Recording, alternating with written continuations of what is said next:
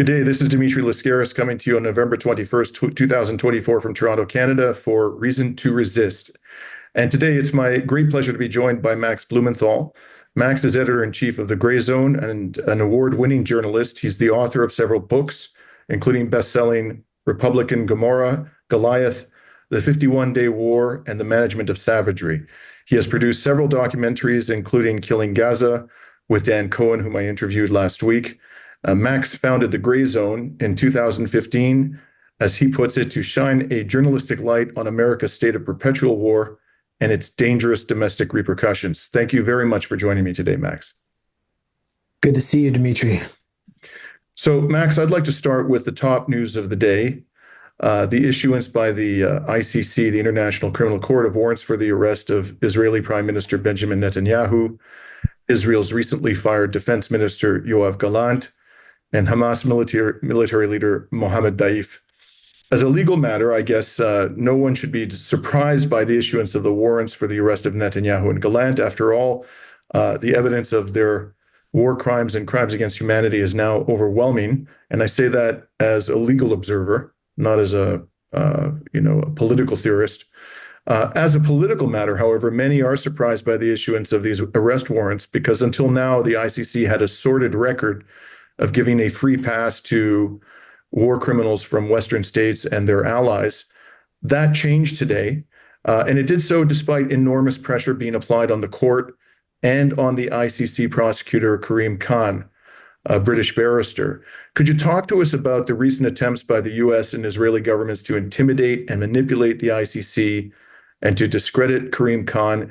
And why do you think that despite those rather relentless and unscrupulous efforts, they failed to stop the issuance of these warrants? Yeah, great question. The campaign to intimidate Karim Khan actually began under his predecessor. And the current warrants for Gallant and Netanyahu are an outgrowth of the investigation that was started by Fatou Bensouda in 2014 after Israel destroyed over 100,000 structures and homes in Gaza and killed over 2,100 people, mostly women and children, in Operation Protective Edge. And after Bensouda initiated an investigation, she was threatened personally by Mossad director Yossi Cohen.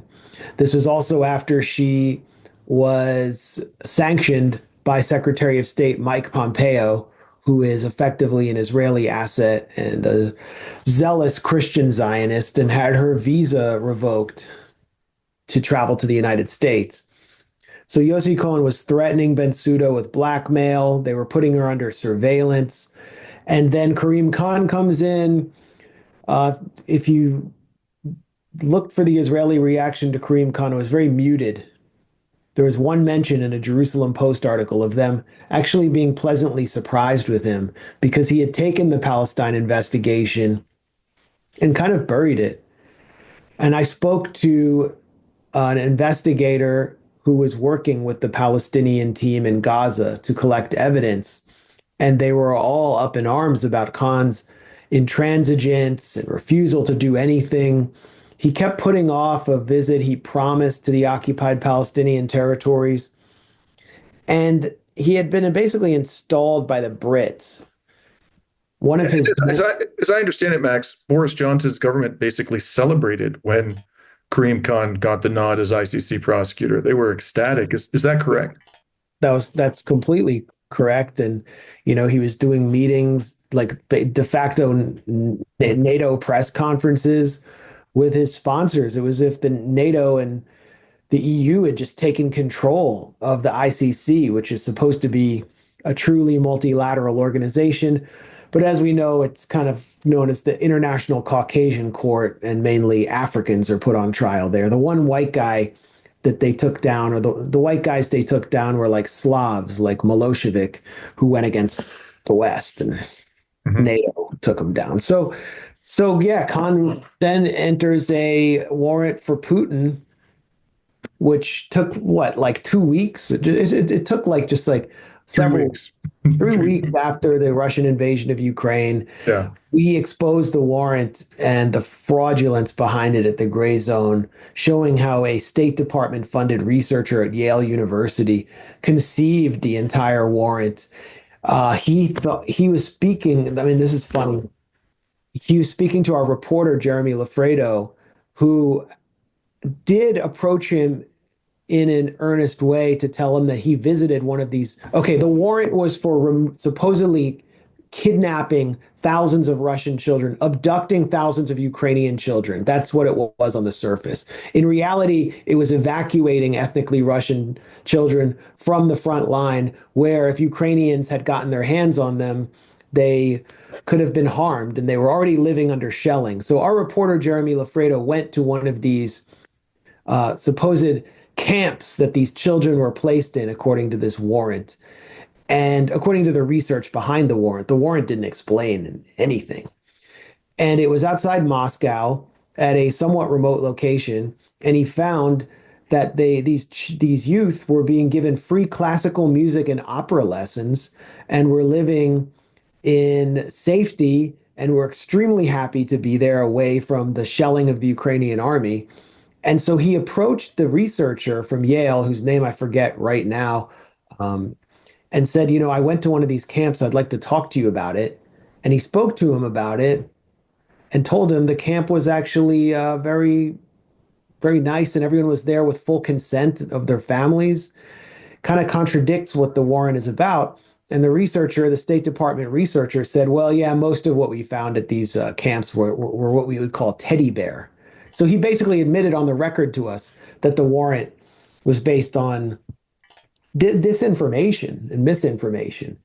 And this is what Karim Khan was supposed to do. Then October 7th happened.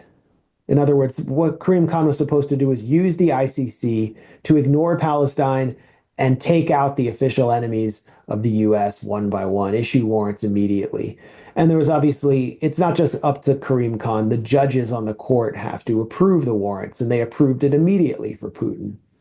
Now, after October 7th, all of a sudden, Khan comes under pressure, not just again from the Palestinian Authority, the advocates of Palestine around the world, the international human rights groups, but also from the Israeli government, because Israel had suffered this horrendous attack on October 7th and was set to convince the world that they were the true victims here, that they not only had suffered massacres, but also mass rape, which, as we know, was a hoax. So Khan's first visit was not an attempt to go into the Gaza death camp or to go to the occupied West Bank, which is being de facto annexed, where settler attacks are rampant, where settlers are being placed in Israeli army uniforms and given American M4 rifles to conduct to turn vigilantism into official terror, state terror. Khan doesn't go there. He goes to the southern Gaza envelope, as it's known, of Israel, the kibbutzim, where Hamas militants attacked on October 7th. And so Israel really thought that they had him in their back pocket and that they were going to be able to do whatever they wanted in Gaza without any fear of ICC warrants. Then Khan turns up in Rafah, to Israel's great dismay. And that's when they place him under immediate surveillance and they start trying to find out what he was getting from the Palestinians, who his sources were, and they work on a plan to discredit him through sexual blackmail. And they find that while having hacked into his emails, intercepted his communications, that as one Israeli source told a media outlet, he is straight as an arrow. He's boring to surveil. Then, as time progresses, they finally found some woman who had accused him of something. We know none of the details.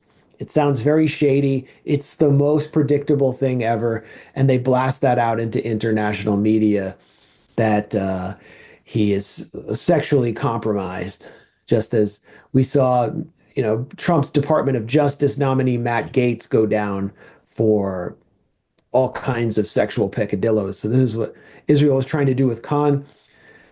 And the judges on the ICC court understand what they're up against. They're up against this kind of global system of greater Israel, this global apparatus that will surveil them, that will target them. Imagine being a Colombian judge during the height of the power of Pablo Escobar's cartel and trying to issue some kind of ruling for a politician who's being paid off by the cartels on a corruption case, and then multiply that by 1,000. That's what these judges are facing. Yet somehow the evidence is so strong and so overwhelming, and the violence from Gaza is so gruesome and so well documented, more documented than any genocide in history. And the pressure is coming from other directions, including the International Court of Justice, Mhm. which has issued a ruling that Israel must cease committing genocide. So finally, they approved the warrant after I don't know how many months. I think it was May. So they took something like, I don't know, 8, 9 times as long as they did with Putin, even though Putin was accused, even if you assume everything that was said about Putin was true, which, as you guys exposed, is extremely dubious. Yeah, He wasn't accused of genocide. He wasn't right. accused of extermination. And yet they managed to move with incredible swiftness in his case. And, they were moved at a glacial pace in the case of Netanyahu and Gallant. So, but I think I take it that your view is, and I find personally very persuasive that the evidence is simply so overwhelming that at a certain point they had to cave in and they had to issue the warrants, especially because the threshold for issuing warrants is not particularly high. I mean, the warrant itself is that Khan issued is actually kind of pathetic.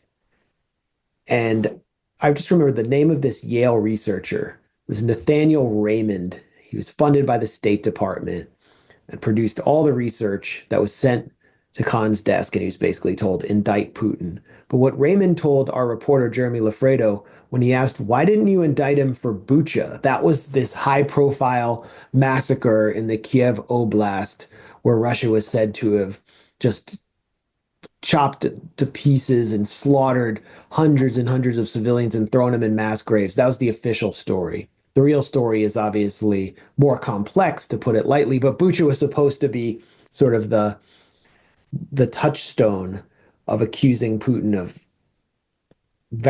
mass atrocity. And what Nathaniel Raymond said to Jeremy was, well, the problem was we couldn't find any evidence or any communications of commanders giving the order, and that the New York Times had actually approached him. Various reporters had approached him and asked him and basically lobbied him. This is wild. I mean, it shows you the real face of U.S. media, U.S. mainstream media. New York Times reporters who had been in Bucha approached him and lobbied him to issue a warrant against Putin for Bucha because they wanted to win the Pulitzer Prize for inspiring that ICC arrest warrant and finally taking down Putin. And Oh, he actually couldn't come up with the evidence.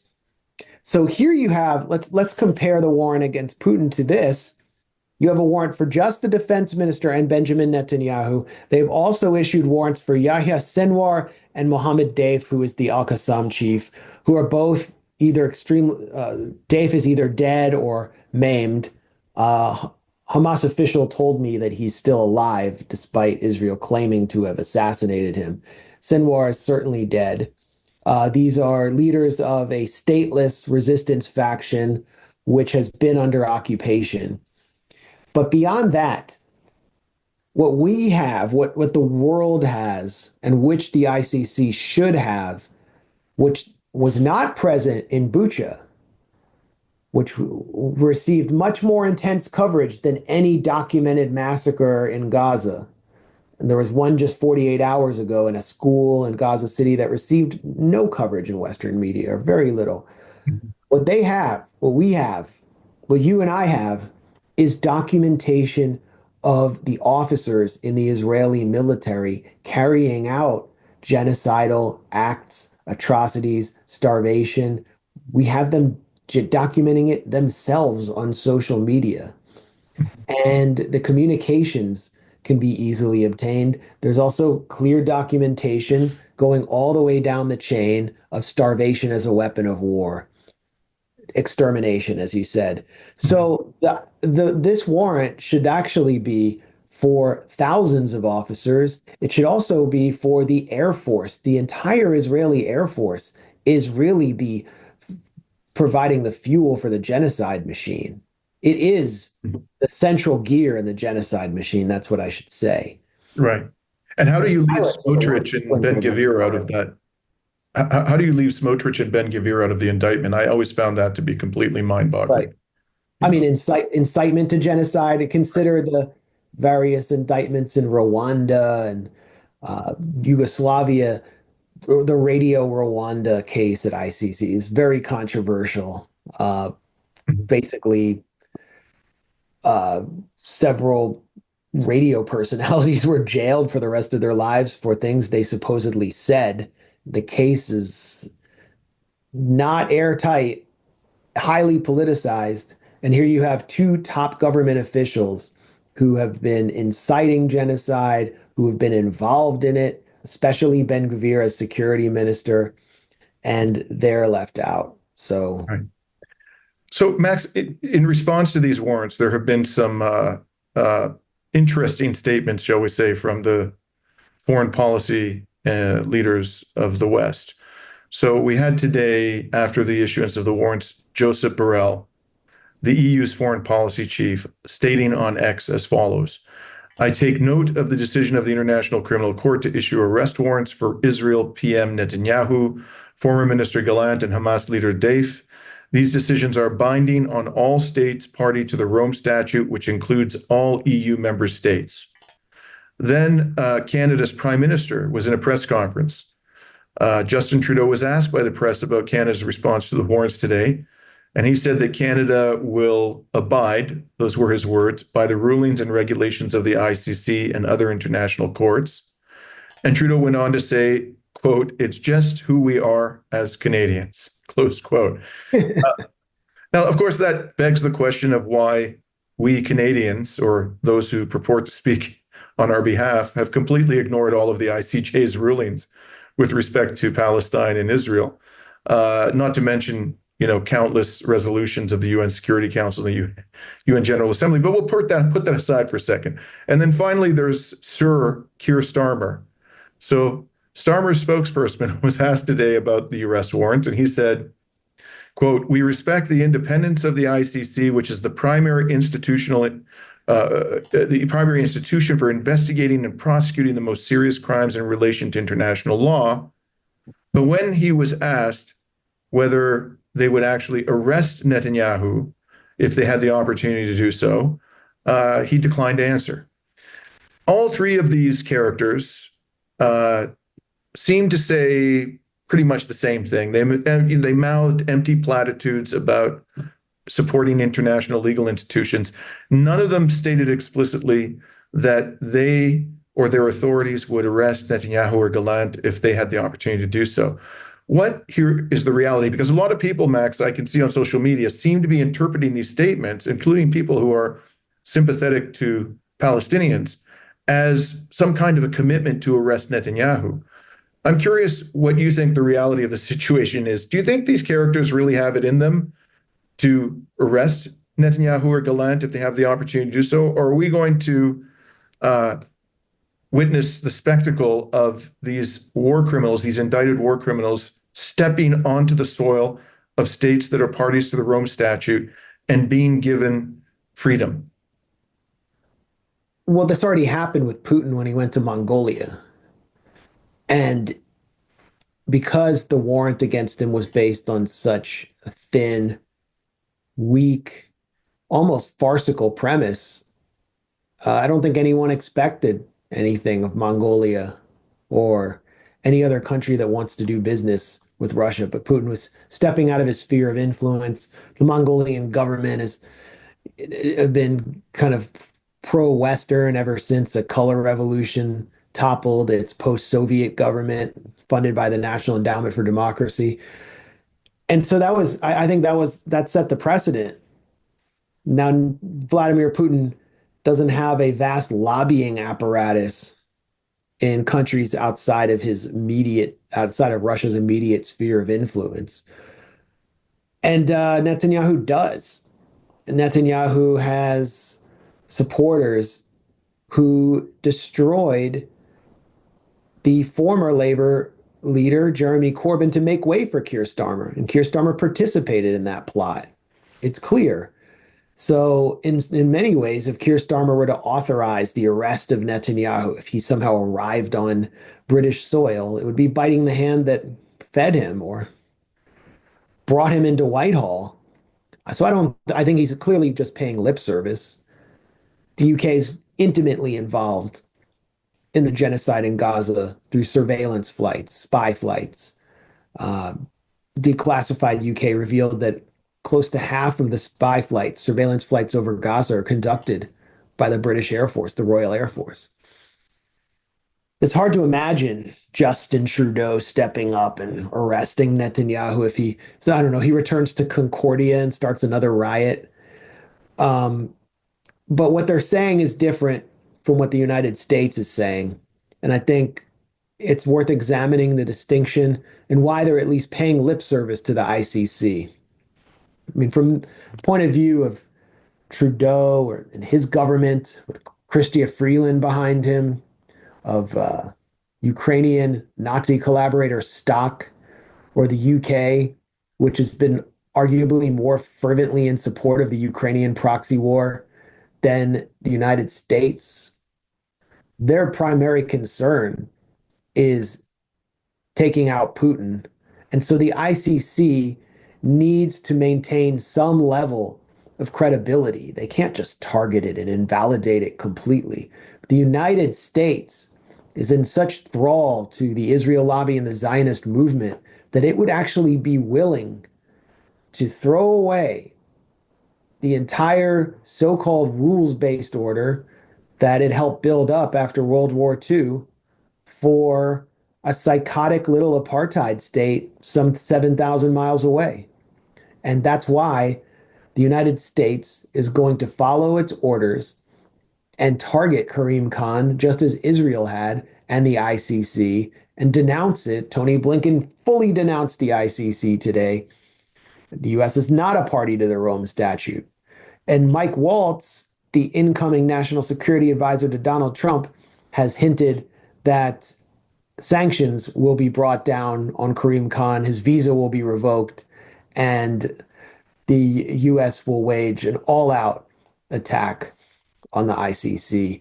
So France is paying lip service, all these other countries are paying lip service. How many of them will arrest Netanyahu? At the same time, remember Tzipi Livni, after I believe it was Operation Cast Lead, had to stay on her flight on the tarmac at Heathrow and did not get off for fear of being arrested there for her role in a horrific assault on Gaza, which obviously pales in comparison to what's taking place now. So it's not as though Netanyahu is not afraid of traveling abroad. He is. And remember, George W. Bush, although no warrant was issued for him by the ICC, he bought farmland in Paraguay out of fear that he would need to flee somewhere to avoid arrest.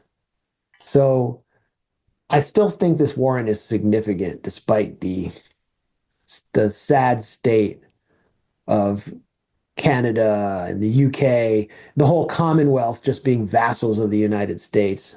Yeah, I totally agree, Max. In theory, and there's a significant degree of truth to this even today, prosecutorial authorities in Canada, other Western countries are supposed to be independent of the political leadership. And so even if Justin Trudeau or Starmer or Joseph Borrell or whoever, Olaf Scholz, gave Netanyahu and Gallant assurances they would not be arrested, some, independently minded prosecutor, directing the police might nonetheless take it upon themselves to effect an arrest. There's no ironclad guarantee, in my opinion, that these Western leaders can offer to Netanyahu and Gallant. So I would be very surprised if they actually set foot on the soil of any, Western, other than the United States, of course, which isn't a party to the Rome Statute, any Western state that is a party to the Rome Statute, because I don't think anybody can give them ironclad assurances they won't be arrested. But in any event, I want to talk to you about another legal dilemma now confronting Netanyahu. Of course, we've all heard about the corruption charges which have been outstanding against him for some time and are currently being moved forward in Israel's court system, albeit very slowly. But something that we've heard a lot less about in the West is a legal scandal, potentially criminal in nature, that has erupted over the past several weeks. And this involves, as I understand it, charges against a person who was an aide to Netanyahu. I don't know if he was his chief of staff, but his name is Eli Feldstein. And today, on the very day when the ICC issued these warrants, based on the media reports I've seen in Israel, the Israeli authorities indicted Feldstein, an aide to Netanyahu, on a charge of harming state security as part of a security document scandal that has roiled Netanyahu's office in recent weeks. And the Times of Israel described the charge against Feldstein as grave. What are these charges all about, Max? And what, if anything, do we know about Netanyahu's involvement in these alleged crimes? Yeah, I don't remember the exact date, but Netanyahu gave one of his more cartoonish press conferences, maybe it was 2 months ago, a month and a half ago, to push back against public pressure within Jewish Israeli society for a ceasefire and hostage deal. And he showed a map of the Gaza Strip illustrated. He always likes to use illustrations to make his case more palatable and accessible to low IQ audiences, which include a disproportionate number of Likud supporters in Israel, but also to the American public. Kind of the way McDonald's offers you the chance to order according to a number rather than have to read long menus. And they're actually appealing to the 35% of the American public that can't read long menus. Netanyahu used that map to make the case that there's no possibility of a deal until Israel seizes the Philadelphia corridor, which is the corridor, the kind of buffer zone Israel wants to create between Egypt, Sinai Desert, where smuggling supposedly takes place into, or does take place into Gaza, and the Gaza Strip. And so the troops need to occupy that area. And so what does that have to do with hostages? What could that possibly have to do with hostages? I mean, conceivably, there could be a deal and Israel could still demand a long-term presence there.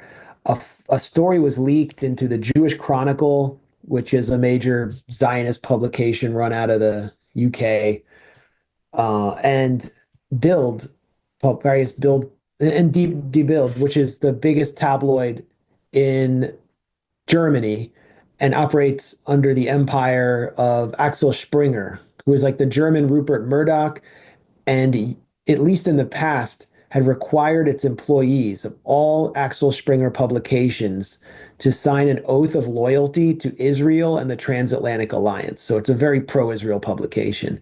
And they published this obviously bogus story that Yahya Sinwar, then the leader of Hamas, was planning to escape through the Philadelphia corridor through a tunnel, along with all of the hostages remaining, and he would achieve safety, and then Hamas would keep them somewhere in the Sinai Desert. Completely crazy. I mean, the Egyptian authorities would never allow something like that to take place, and it would be completely impossible. But that's why Netanyahu needed to have those troops there. And it turns out that they used these forged documents that they claimed to have found at a Hamas hideout showing Sinwar's plans, which raises questions about all the documents they claim to have found around the Gaza Strip that they fed to publications including the New York Times and Washington Post. These were supposedly forged by this guy Feldstein, but Feldstein's just the fall guy for Netanyahu, who has this whole track record of document forgery, mainly to implicate Iran and accuse it of exceeding uranium enrichment limitations and producing nuclear capable ballistic missiles. So this is completely within Netanyahu's MO, and one of Netanyahu's loyalists appears to be taking the fall for him. So I saw an interview yesterday, Max, with Lawrence Wilkerson. And so this is just before these indictments were issued by the ICC, and Israeli prosecutors indicted Feldstein. And I'm paraphrasing, but former Colonel Larry Wilkerson said that he was hearing and was coming to believe that people within the Israeli military and security and political establishment who are opposed to Netanyahu are basically have opted for a strategy of lawfare. And they are trying to use the court system now to get rid of him because he has become not that they don't, agree with the overall project of ethnically cleansing Palestine of all Palestinians. They, by all indications, do agree with that project. But the way in which Netanyahu is prosecuting this war and pursuing that objective, they feel is disastrous or very harmful to Israel. And so they've decided this is their best hope for getting rid of him. Do you attach any credence to that? And do you think that and maybe I'm going out on a limb here, but do you think that the timing of these two events, the issuance of the ICC warrants and the indictment by Israel on the same day, the prosecutors in Israel against Feldstein, that this is coincidental? Or might there be some type of coordination going on here? Well, I think the indictment, the ICC indictment, the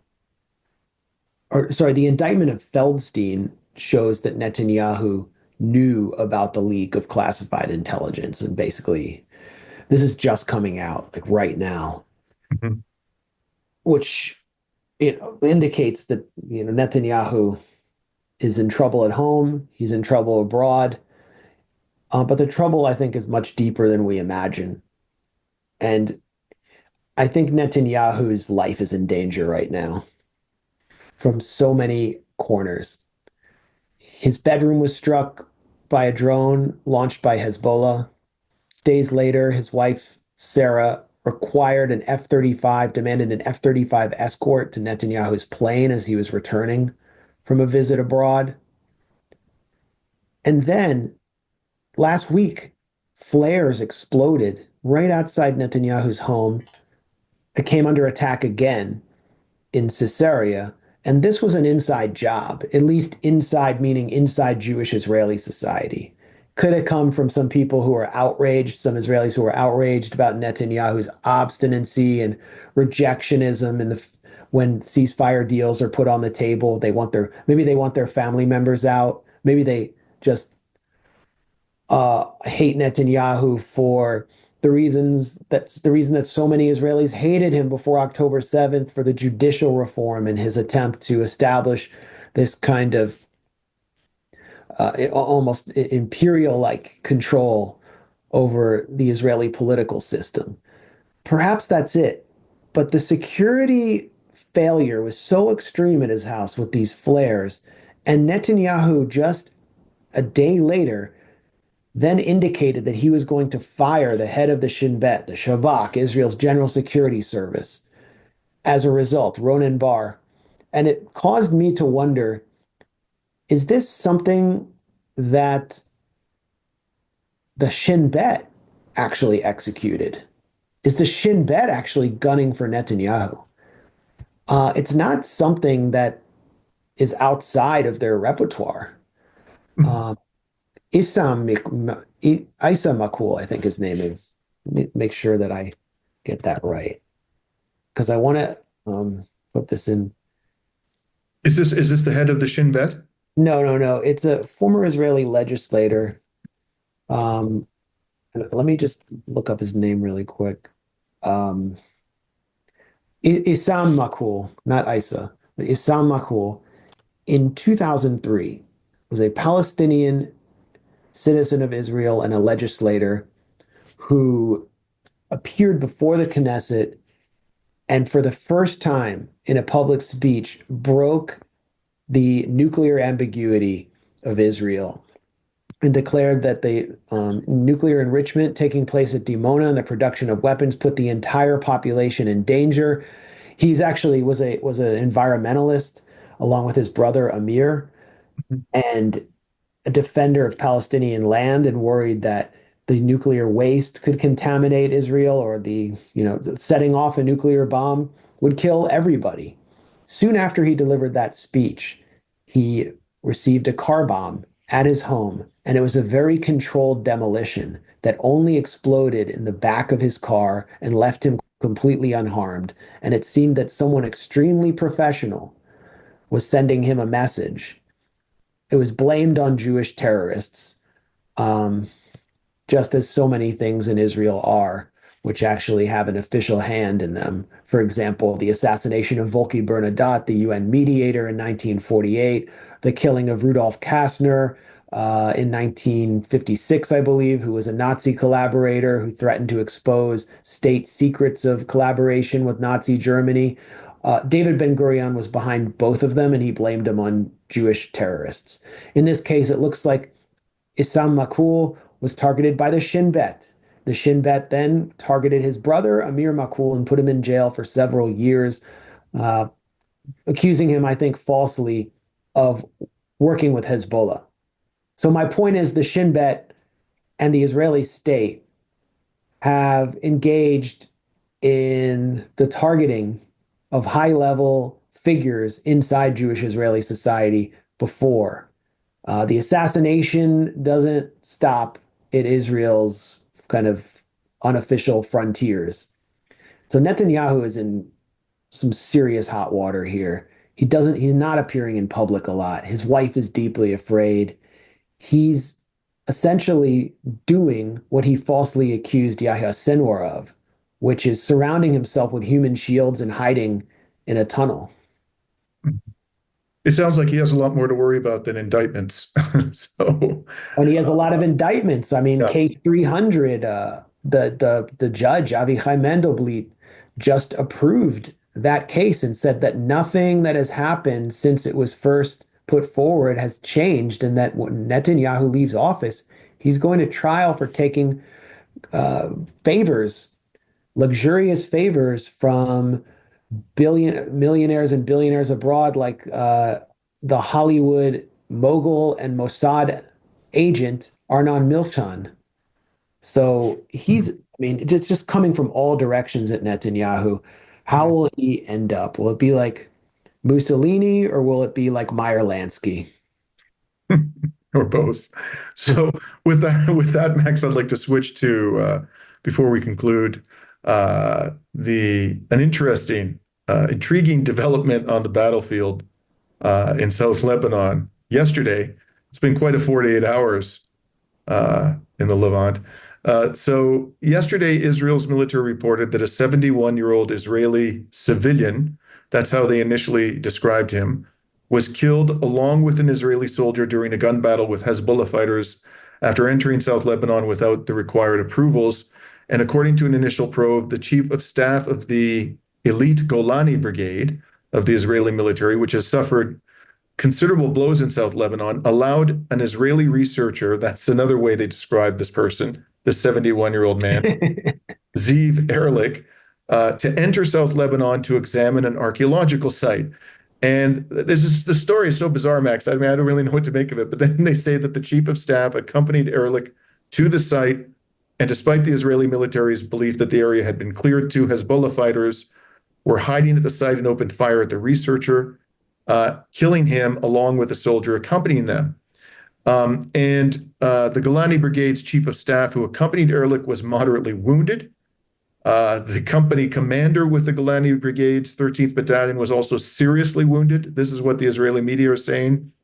And Erlich apparently entered South Lebanon while armed and in Israeli military uniform, This is in the same, I got this from the Times of Israel article, which described him as a civilian.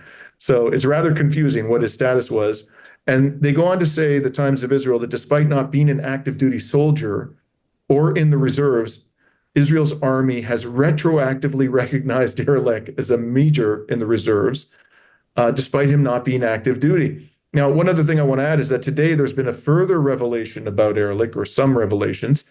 The Israeli media are reporting that Erlich, whom some describe now as an amateur historian, appears to have entered South Lebanon on multiple occasions since Israel's ground operation began there. So, Max, what do you think Erlich was up to? Why was the Israeli military allowing him into South Lebanon? Was he, uh, in fact, inspecting archaeological sites? If so, for what purpose? And what do you make of this characterization of Erlich as an amateur historian or a researcher? He apparently isn't with any, institution, university institution. He doesn't have any formal affiliation, as I understand it, with a reputable educational institution in Israel. What's the reality of this character?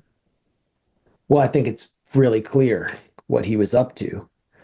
Just 72 hours before Erlich was killed in southern Lebanon, an article appeared in the Jerusalem Post by someone named Michael Freund, who is, I think, a British citizen. And he specializes in trying to identify lost tribes of Israel through DNA and genetics and various dubious investigations, and then bringing them as settlers, as colonists to Israel, including to the occupied territories. And he's done this in Peru, where he helped identify an entire supposed lost tribe in the Amazon jungle. And you'll actually see some of their members dying in Gaza, listed among the dead in Gaza and southern Lebanon.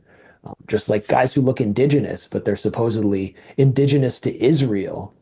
Michael Freund wrote this piece in the Jerusalem Post declaring that the Bible is clear that southern Lebanon actually belongs to Israel. And as Israel is embarking on an invasion of southern Lebanon, where there are no Israeli hostages or captives, the real agenda is being set here. It's called annexation and colonization, and they actually want to establish a quote unquote buffer zone all the way up to the Litani River. They always have. And then give them access to a freshwater river for irrigation, using the Bible as justification, and then moving their own people in there as they did in the Golan Heights. And so in comes, with the Golani Brigade, this grandfatherly figure who's an amateur historian who's actually just a messianic crank who's been seen in the West Bank before, explaining how Palestinian sites and holy sites are actually Jewish holy sites and should be taken over. And he's there as embedded with the Israeli army in a uniform with a gun to explain on camera how the Israeli army is advancing the biblical mission of Israel. Right. And he was killed because the Israeli army thought they had cleared this area, but two Hezbollah fighters were still there, and they basically carried out a martyrdom mission. They probably knew they were going to die, and they attacked the Israeli forces and badly wounded a major, like a high-level officer in the Golani Brigade. So this is a big disaster for Israel and a PR disaster because it shows how the Israeli army itself as an institution is has been mutated by the influence of religious nationalism and messianism, and how it's just an instrument of this vast colonial project. And it's not immune from political or religious influence as it advertises itself. Right. I forgot to mention, Max, that I understand that Erlich was actually a West Bank settler. He lived there for decades before his death yesterday. So what you're saying is perfectly consistent with what we hear from the more extreme end of the Netanyahu cabinet, which is, and the people who support them, Smotrich, Ben-Gvir, and so forth, that it's not simply about seizing full control over historic Palestine. They have a vision of a greater Israel, which happens to include South Lebanon, at least the part south of the Litani River. And at least some members of that cabinet, I think we can say with some confidence, don't simply want to remove Hezbollah from that area of South Lebanon. They want that to become part of greater Israel. And I think what you're suggesting is that Zeev Erlich was a cog in that machine. And Look at the Israeli flag. It's modeled after the talit, the Jewish cloth that we wear to go pray in shul and synagogue, to create this sense among Jews internationally that it actually is the true representation of our faith, total exploitation of religious symbolism. But also, if you look more closely, it is a Star of David, symbol of the Jewish faith, between two blue lines. And what are those blue lines? It's the Nile and the Euphrates. That's Greater Israel. That's the Greater Israel that was set in the Jewish National Fund original charter in, I believe, 1913. So anywhere between the Nile and the Euphrates is where the messianic leadership of Israel would like to settle and ethnically cleanse and take over. Maybe they should add an extra line for the Potomac River too, because it feels like it feels like we're occupied here. right. So since you mentioned here, I'm going to take this subject up with you quickly before we end our discussion today. You mentioned Matt Gaetz at the beginning of our discussion today. And I was surprised to learn in the last few days after Gaetz was nominated by Trump to be the Attorney General that he actually has some surprisingly, I don't know if anti-imperialist is too strong a word, but some views that one would not associate with, just about anybody in the United States Congress. And that is, for example, apparently he lobbied Trump during his first term to pardon Edward Snowden. Apparently, he also tried to lobby Trump to free Julian Assange. He spoke very highly of the chairperson of the Federal Trade Commission, who has been quite aggressive in terms of, relative to her predecessors. She's been quite aggressive in terms of trying to break up monopolies, diminish the power of the largest corporations in the United States. And she's come under a lot of heat for that, in particular from the liberals, and not just the Republicans.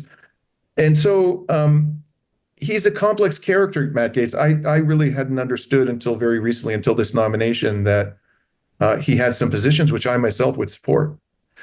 And now he's withdrawn today.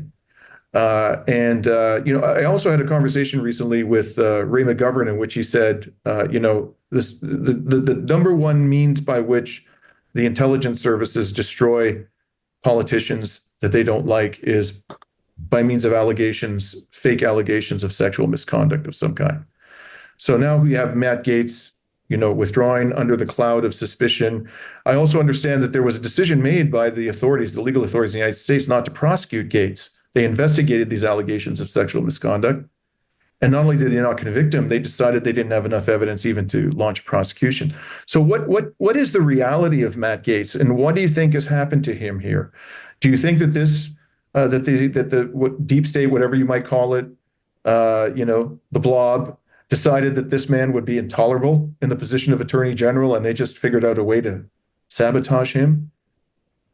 Yeah, he allowed himself to be compromised and gave them a way in. But if you're in the United States and you pay attention to all the horse race politics, one of the figures leading the attack on Matt Gaetz is a senator from Alaska named Markwayne Mullin, who's sort of a moderate Republican in the mold of Mitt Romney, not really moderate, but basically just pro-corporate, pro-deep state, pro-consensus on everything bad.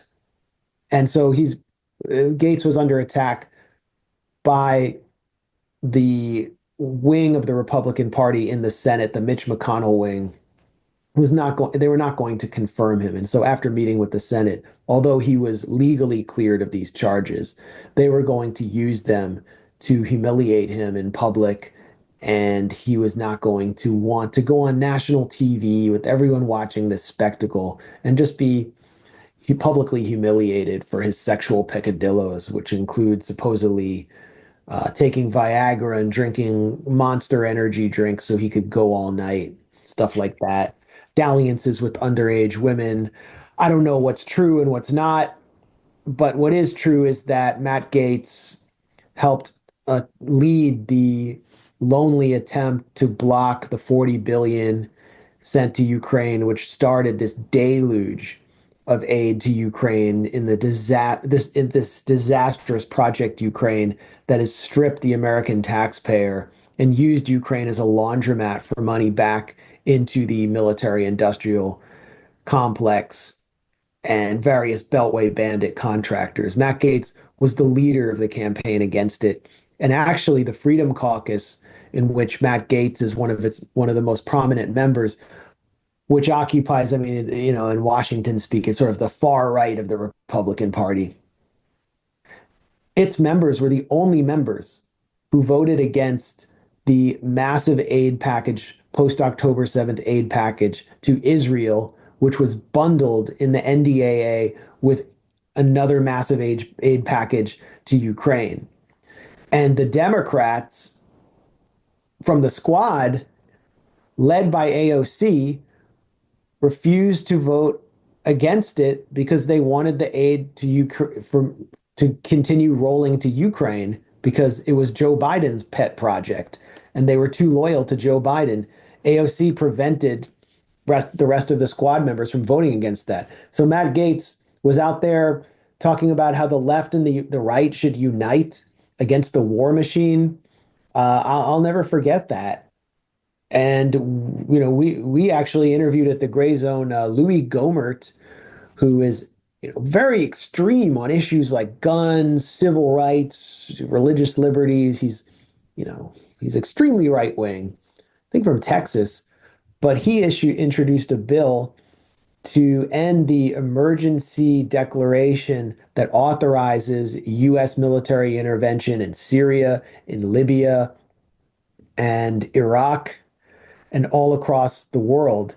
And each member of the Freedom Caucus who supported that bill by Louis Gohmert took a different country to address. Matt Gaetz, I believe, took Syria.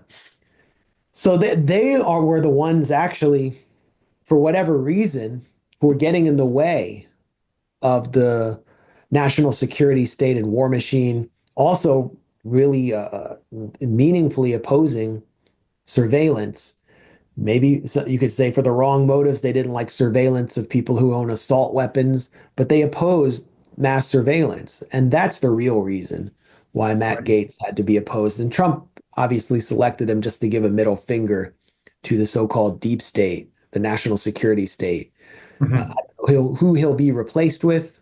You also have Kash Patel, someone who is I think a righteous opponent of FBI abuses, who was in the Trump Department of Justice in his first administration to investigate Russiagate, being put forward for FBI director, coming under heavy attack, and waiting in the wings is Mike Rogers, one of the most ardent cheerleaders of mass surveillance, of global permanent war, of US imperial power. And Trump is putting him forward possibly as FBI director. He was a former FBI agent, and he could also potentially become a Department of Justice nominee. So it's actually a very bleak situation here in Washington. We haven't even talked about Trump's other appointments. Do you have a kind word to say about Tulsi Gabbard? I know she's not the perfect person for director of national intelligence, but what's your thoughts about that? Well, of course, I mean, if she were to show up as the Tulsi Gabbard that went to Syria in one of the bravest moves made by any member of Congress to try to make peace, to try to end the delusional and insane regime change program, who questioned whether whether incidents like the one in Duma in April 2018 were actually chemical attacks or false flags staged by the fanatical jihadist opposition to prevent their collapse, who questioned whether the US should be um, sanctioning and taunting North Korea with war rather than actually attempting to unite the Korean Peninsula, who said that the regime change operation in Libya made is what caused Kim Jong-un to begin producing more ballistic missiles, intercontinental ballistic missiles, because he saw that the West couldn't be trusted after Gaddafi normalized relations and gave up his uh, weapons of mass destruction and nuclear program, which gave him no deterrence when the West came to destroy him. I mean, the Tulsi Gabbard that understood all of those things, the Tulsi Gabbard that condemned Donald Trump for killing Qasem Soleimani when he was on his way to a peace conference with Saudi Arabia. If that person shows up, it would, I wouldn't say be revolutionary, but it would be exactly what's needed at the DNI, where she has the power to actually investigate the intelligence services. And what we need in the US is a new church committee and a rollback of the power that the intelligence services have over our society. We witnessed a coup during the first Trump administration of the CIA and FBI and the most malign elements basically taking control, not just of government, but of the Democratic Party. And it's in weaponizing Russiagate hysteria to drive us to war in Ukraine. So can Tulsi Gabbard stop all that? I highly doubt it. And she's a complex and extremely flawed figure who, I mean, the rhetoric she's been spouting since October 7th is sort of demented, and she might even know that it's bogus. And it just shows an opportunism on her part to suck up to figures like Miriam Adelson and kosher butt plug salesman Shmuley Boteach, who is the bagman for Adelson, who has had a relationship with Tulsi Gabbard in the past. You know, was her pal Mhm. before she really cut a figure as an anti-war voice. So which Tulsi Gabbard will show up? We don't know. Will she even make it to DNI? We don't know. But as with Matt Gaetz and much more than Matt Gaetz, she is being opposed for everything that she has said that was righteous and correct. And at the very least, the process of her nomination has brought back a battle that I think is necessary. Mhm.